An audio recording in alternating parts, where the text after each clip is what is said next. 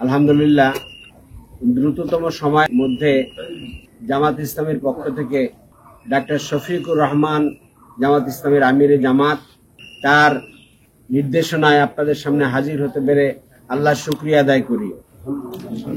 বুঝতে পারছি যে আপনারা কষ্টের মধ্যে আছেন, তারপরেও আমরা আলহামদুলিল্লাহ বলবো এই জন্য যে এর চাইতে অনেক মানুষ খারাপ আছে বিভিন্ন জায়গায়। আল্লাহ তাআলা এর ভিতর থেকেও আমাদেরকে যতটুকু ভালো রেখেছেন সেই জন্য আমরা বলি আলহামদুলিল্লাহ।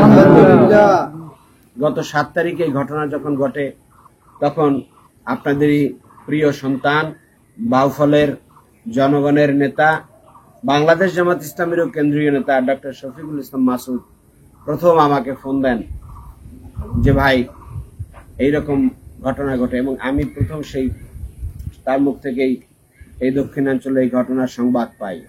কিছুক্ষণ পরে আমি আমাদের আমিরে জামাতের কাছে সাক্ষাতের উদ্দেশ্যে যাই এবং সেখানে তার সাথে দেখা করে বাউফলের খবর তাকে জানাই, এবং তিনি বলেছেন যে এই খবর আমি আগেই পেয়েছি, এখানকার নেতা ডক্টর মাসুদ আমাকে আগে এটা করতে জানিয়েছে। আলহামদুলিল্লাহ। আপনাদের সুখ দুঃখ কষ্টের সাথে ঢাকায় থেকেও ডক্টর মাসুদ সবসময় খবর রাখে এবং রাখছে। আলহামদুলিল্লাহ। ভাইয়ের আমার, তিনি তাৎক্ষণিকভাবে এখানে সহযোগিতা দেওয়ার জন্য উনি প্রস্তুত হয়ে ক্ষয়ক্ষতির চিত্রটা তিনি জানতে চান, এবং তারপরে আজকে উনি আমাকে এই ডক্টর মাসুদ সহ আপনাদের পাশে এসে হাজির হওয়ার জন্য নির্দেশ করেন, এবং আমরা সেইভাবে আপনাদের পাশে এসে দাঁড়িয়েছি। আলহামদুলিল্লাহ। ভাই এবং বোনেরা, বাংলাদেশ জামাত ইসলামী বাংলাদেশে ইসলামী আন্দোলনের একটি সংগঠন।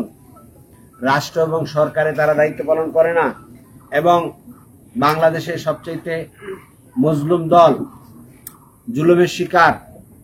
রোজার একদিন আগে ডক্টর শফিকুর রহমান ভাই, আমাদের আমিরে জামাত, তিনি দীর্ঘ প্রায় 1.5 বছর কারারুদ্ধ অবস্থায় থেকে তিনি মুক্ত হয়েছেন।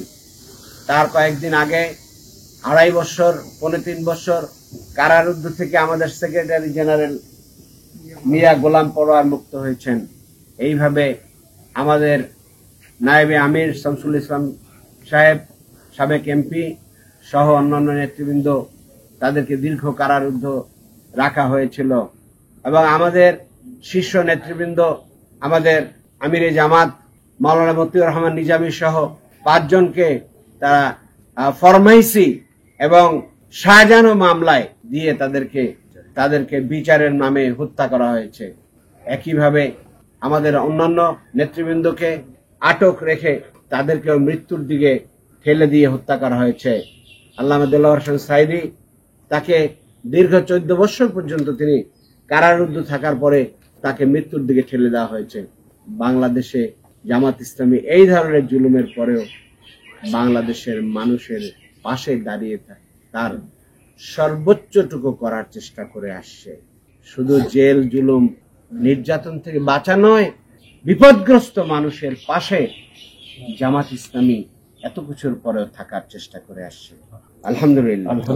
গত বছর যখন বাংলাদেশে আরেকটি প্রবল ঘূর্ণিঝড় আসলো এবং সেখানে লঞ্চ ডুবে গেল ঈদের সময়, আপনাদের মনে আছে? চিত্রং। সেই চিত্রঙে যখন পটুয়াখালীর 8 জন লোক নিহত হলো, সেই দিন ডাক্তার শফিকুর রহমান, আমাদের আমিরে জামাত, তিনি মুহূর্ত মাত্র দেরি করেন নাই, সরাসরি তিনি পটুয়াখালী এসে তিনি এখানে সহযোগিতা দিয়ে যান। চিত্রঙে ক্ষতিগ্রস্তদের জন্য ডাক্তার শফিকুর রহমান সাহেব তিনি ভোলায় গিয়ে তাদের পাশে দাঁড়ান, ক্ষতিগ্রস্তদের পাশে তিনি ক্ষতিগ্রস্ত সহযোগিতা এবং উপহার প্রদান করে যান। তার আগে এই লঞ্চ ডুবি এবং লঞ্চে অগ্নিসংযোগের কারণে সেই ঘটনা বাংলাদেশের শোকাবহ ঘটনা ছিল। বরগুনায় তিনি এসেছেন এবং বরগুনা যাওয়ার পথে এই বাড়িতে এসে এখানে ডক্টর মাসুদের বাড়ির ভিন্ন ধর্ম অমুসলিম ভাইয়ের একজন সহযোগিতা দিয়ে তিনি তার পাশে থাকার চেষ্টা করছেন। উত্তরবঙ্গে সেখানে নৌডুবিতে হিন্দু তীর্থযাত্রী যারা আছে তাদের মৃত্যুবরণ করার পরে তাদের পাশে তিনি দাঁড়িয়েছেন এবং প্রত্যেককে সাধ্যমতো সেখানে সহযোগিতা পৌঁছে দিয়েছেন। সিলেটে যখন বন্যা হয়েছে, জামাত ইসলামী সর্বপ্রথম গিয়েছে এবং হাজার হাজার মানুষের পাশে আমির জামাত সহ সারা বাংলাদেশের জামাত ইসলামীর সমস্ত নেতা কর্মীরা ছুটে গেছে। বাংলাদেশের প্রত্যন্ত অঞ্চল থেকে শুরু করে সর্বত্র, ঢাকায় যে অগ্নিকাণ্ডে বঙ্গবাজার পুড়ে গেছে, জামাত ইসলামের নেতৃবৃন্দ সেখানে উপস্থিত থেকেছে। চট্টগ্রামের সীতাকুণ্ডে যে আগুন লেগেছে, জামাত ইসলামী সেখানে পৌঁছে গেছে। জামাত ইসলামী মানুষের কল্যাণের জন্য দল। কারণ আল্লাহ মানুষকে, বিশেষভাবে মুসলমানদেরকে বলেছেন উখরিজাত লিন্নাস, তোমরা মানুষের জন্য, কল্যাণের জন্য তোমরা কাজ করবে। জামাত ইসলামী সেই কল্যাণের জন্য কাজ করার দায়িত্ব নিয়ে কাজ করছে। রাষ্ট্র এবং সরকারের দায়িত্ব প্রধানত, কিন্তু জামাত ইসলামী সেই দায়িত্ব নিজের পক্ষ থেকে যতটুকু সম্ভব করার চেষ্টা করেছে। আজকে যারা এইভাবে ক্ষতিগ্রস্ত হয়েছেন তাদের পাশে প্রধানত যাদের দায়িত্ব, তারা হয়তো আসবেন বলেই আমরা আশা করতে চাই। রাষ্ট্র, সরকার, জনপ্রতিনিধি, মেম্বার, চেয়ারম্যান, এমপি, মন্ত্রী, আমরা আশা করতে চাই তারা আপনাদের পাশে এসে পৌঁছবেন, দায়িত্ব দেবেন। কিন্তু আফসোসের বিষয়, অনেক জায়গায় সেটা হয় না। আমরা আমাদের সাধ্যমতো চেষ্টা করি, আমরা তাদেরকে বলি আপনারা আসুন। আমরা এইখানে আমিরে জামাতের পক্ষ থেকে ক্ষুদ্র, আমরা সহযোগিতা বলবো না, তিনি একটু উপহার পাঠিয়েছেন আপনাদের জন্য, সেটুকু আমরা আপনাদের হাতে তুলে দিতে আমরা চেষ্টা করব। কিন্তু আমরা বলবো, আপনারাই বলেছেন এখন পর্যন্ত কেউ আসে নাই, এখানে বিদ্যুৎ নাই, পানি নাই, এখানে ঘরবাড়ি পুড়ে গেছে, গরু মরে গেছে, আপনার তরমুজের ক্ষেত নষ্ট হয়ে গেছে। এগুলো করার জন্য অনেক বড় দায়িত্ব যাদের আছে তারাও এগিয়ে আসবেন। আর আমরা 18 কোটি মানুষের পাশে, আমরা বিপদগ্রস্ত মানুষগুলোর পাশে আমরা আছি। আল্লাহ দেখবেন, দেশবাসী দেখবেন, আমরা সেই দায়িত্ব নিয়েই আমাদের যতটুকু সামর্থ্য আছে বাংলাদেশে জামাত ইসলামী সেইভাবে যায়, আজকে ওইভাবে আসছে। ভোলায় যে ক্ষতি হয়েছে তার পাশে ইনশাআল্লাহ আমির জামাত সেখানে যাওয়ার নির্দেশ করেছেন এবং সেখানে সেই প্রস্তুতি চলছে। তো ভাই এবং বোনেরা, আজকে সেই সহযোগিতাটুকু ইনশাআল্লাহ আপনাদের হাতে পৌঁছে দেওয়া হবে। সবশেষে এই কথা বলতে চাই যে বাংলাদেশে জামাত ইসলামী একটি দল, মানুষের কল্যাণে কাজ করে। রাজনীতি আরো অনেকে করেন, বাংলাদেশে জামাত ইসলামীও দিন প্রতিষ্ঠা, শুধু রাজনীতি করে না, জামাত ইসলামী কল্যাণের রাজনীতি করে। এটাই আল্লাহ এবং তার রসুলের সুন্নাহ।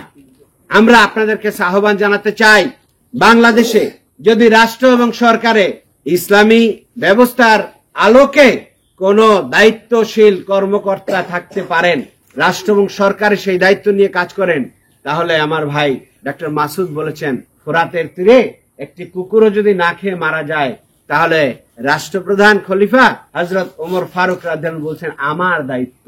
পায়রার তীরে একটি কুকুর মারা যাবে, সেখানেও রাষ্ট্রপ্রধান অথবা জনপ্রতিনিধির খোঁজ খবর রাখার দায়িত্ব জামাত ইসলামী খলিফারা অনুভব করেছেন।